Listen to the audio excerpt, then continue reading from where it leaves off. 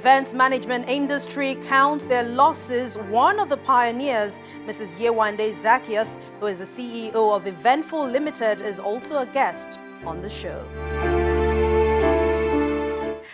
Now, event management practitioners, trust me, are not smiling at all at this time.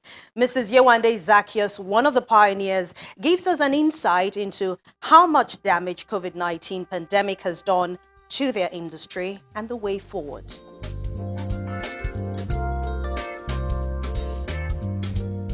The story of the growth of the event planning industry in Nigeria will be incomplete without the mention of the name Yewande Zacchaeus.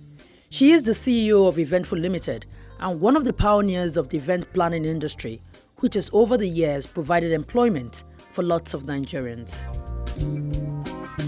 The mother of two left the banking sector about 2 decades ago without any template on how to navigate the murky waters of event management at that time, riding solely on inherent passion and a drive to succeed.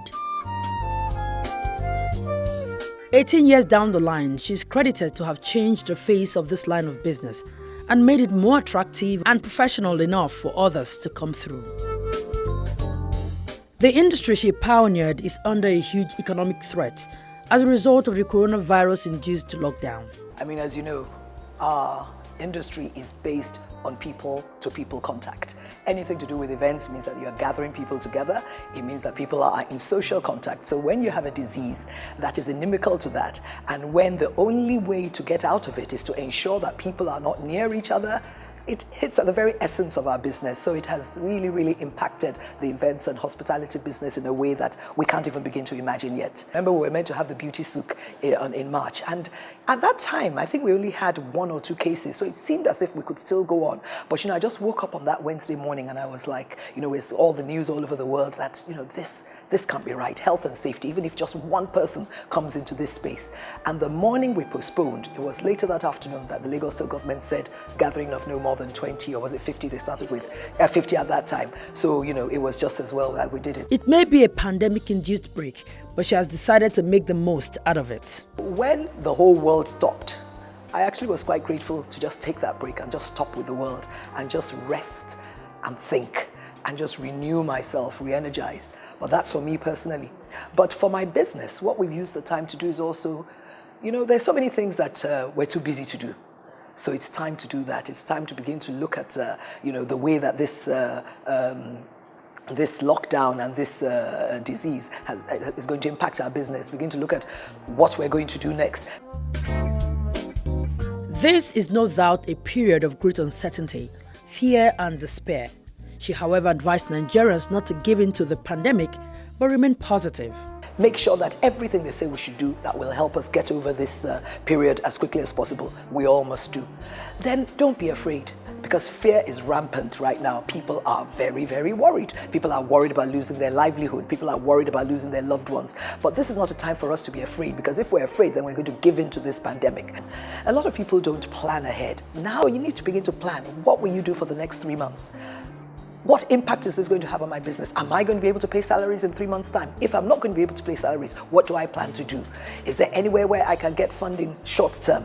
Am I going to have to lay off people? You need to begin to think about it so that life doesn't just happen to you. So you have to have a plan of sorts. You need to actually look out for the, and this is something we don't talk about a lot, but the mental health of your staff, because people are going to be worried. People, who don't, maybe who live alone, they may be very depressed during this period of lockdown. So there's so many other things that are going to come out of this apart from the economic issues. There are going to be a lot of emotional and mental health issues, so we need to watch out for that. And I think also we need to look out for the opportunities. Now, for instance, the people who are in the tech space, this is going to be their time.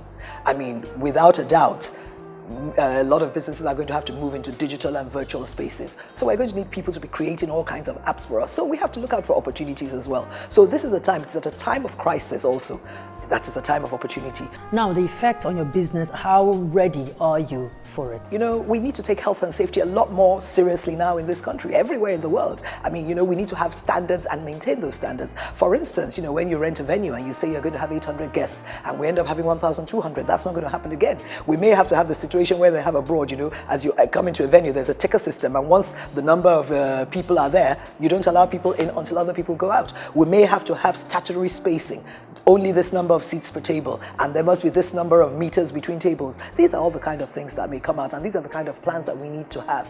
And then, of course, what is much more important, and I think this will probably affect our corporate events more, is that people are really going to go digital, because for a while, even after it's over, people are going to be afraid to be in spaces where there are a lot of people. You know, what's going to happen to our souks? It's a marketplace. Our fashion souk, our street souk, our food souk, it was a gathering of people. So are we going to have to change that model? Are we going to have an online experience now? So there are all kinds of things that we need to think about, you know, and so clearly businesses will be affected. So whilst I think things will change, because of our nature as human beings, because we are still first human beings, we need that contact. I mean, right now, it was a couple of days ago, I did a fellowship, it was online by Zoom. I did my exercise and dance class, it was online by Zoom. My friend's mother, it was her birthday, she had a little video, but it's not sustainable. Yeah. People want to see people want to talk to people, so we will get back to that. But it's just that for this season and for this period of time, we need to just be sure that we're ready to understand what people's feelings are and to be sympathetic to them and let people know that we are thinking about them. I mean, from now on, I mean, before you came into my home, you had to wash your hands, you had to use sanitizers. That, of course, will be a given at any event venue now, so that people will feel comfortable. And then we need to talk to the people who are in the food business, hygiene around food, hygiene around, and then people who run venues, hygiene around the bathrooms and toilets. Things will have to improve. So at the end of the day, though it is a tragic time of such great loss and devastation, I believe that some good will come out of it. With such great loss and devastations, she believes one of the ways to get out of it is by government interventions when the pandemic is over. Yes, I mean, we appreciate the fact that, I mean, the government has come up with this, I think it's 50 billion, but it's for SMEs as well as households. And I understand there are over 80,000 SMEs in the country. So even though it looks like a huge amount of money, it's never going to be enough. And then again, the problem is that the conditions that people have to go through before they can get it will be quite difficult for very small businesses to, to be able to do. I know that right now the focus is, of course, on taking care of sick people, which is, critical. And I mean, it's a time of sacrifice. So we know that, yes, many businesses will have to sacrifice a lot at this time, but we don't want the government to forget us. We want the governments and the banks and all those in authority to remember that, everybody says that SMEs are the engine of any society. I mean, if the SMEs are all allowed to die, what happens to the economy? What happens to the society? When the sickness is over. Yes, so we don't want to have got rid of COVID and then we have another, 6 to 12 months of hunger and of failed businesses and all that. So I think we need to find a way of looking at everything at the same time. But it's critical. As critical as it might be at the moment, Mrs. Zaccheaus chooses to focus on the lessons that comes with these times. For me, for instance, I'm going to look at my business more closely now and decide what kind of insurance do I need in case this kind of thing happens again. So I think we'll all have to be much more circumspect in terms of how we insure our businesses, and we'll need to work with the people who are experts in that area. And then also in having a business continuity plan. For me, I thought of the major risk I ever thought of for my business was the key man risk, that what if anything happened to me?